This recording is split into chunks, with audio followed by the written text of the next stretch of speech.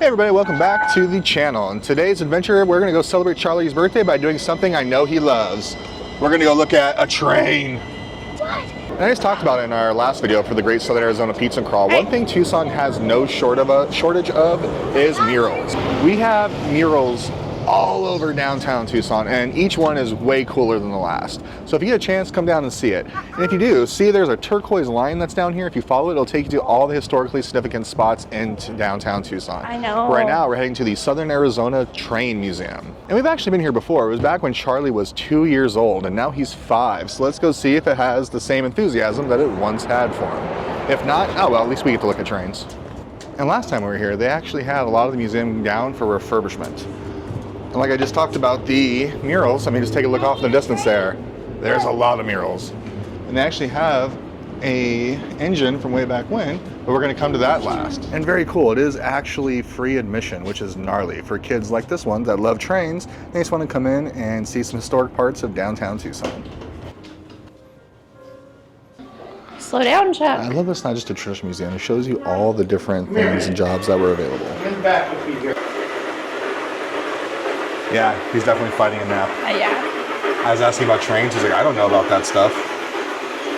Kid knows more about trains than, well, any train engineer there is. But back to the museum. I love the fact that they actually have historically used and accurate stuff on display to show us. Mommy, Just look at all the dishes and everything else. No, I mean, look at, traveling it tells you, in a train so used to be the Tucson height to of New luxury. Orleans would take It's you absolutely 2 days. incredible stuff to look at. And the fact that the museum is free with donations only is even way cooler. To San Francisco, it would take us... Like all the badges and everything from the Southern Pacific lines. And it's really cool that everything here is interactive. Like Charlie wants to grow up and be a train engineer. He's been saying it for pretty much his whole life. And it's actually telling him what an engineer does. He actually gets to interact with history, which is something I absolutely love as a historian. They actually have an engine here on display that you can go take a look at. It was donated and dedicated way back when. This is actually the video footage of it. And if you know anything about Tucson, we're famous because some bad guys got caught here once, and that'd be John Dillinger and his gang. They were caught at the Pioneer Hotel. It took me a second to remember. But we actually have Dillinger Days every year where we recreate the capture and everything else that was along with him, because he was public enemy #1. And that's one of Tucson's many claims to fame. And funny enough, something that's kind of just personal with me with that. So John Dillinger was captured here in Tucson, and I have family that moved from here to Lowell, Indiana, which is actually where he was in prison the second time and escaped. So I have family roots in both places that John Dillinger escaped. I know it's simple and trivial, but it makes me happy and I think it's kind of funny.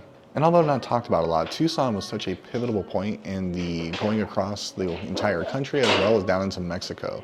I mean, all this used to be Mexico. But let's talk about Father Kino. One of our first dates Dana and I went on was at San Javier del Bac that was originally founded by Father Kino.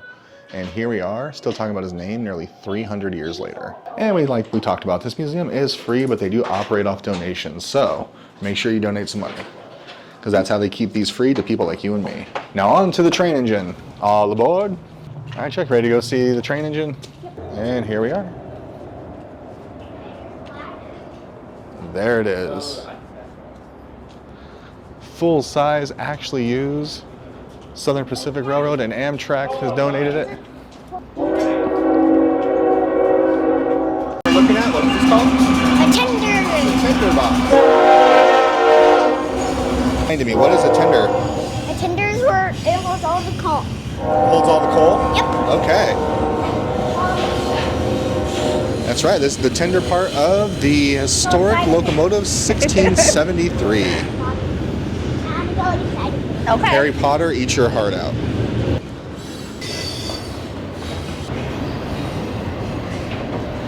All right, where are we going? Hey, get back here. How are you supposed to be a train engineer if you leave your post? You gotta watch out. I can't see anything over there yet. Yeah. There you go. There you go.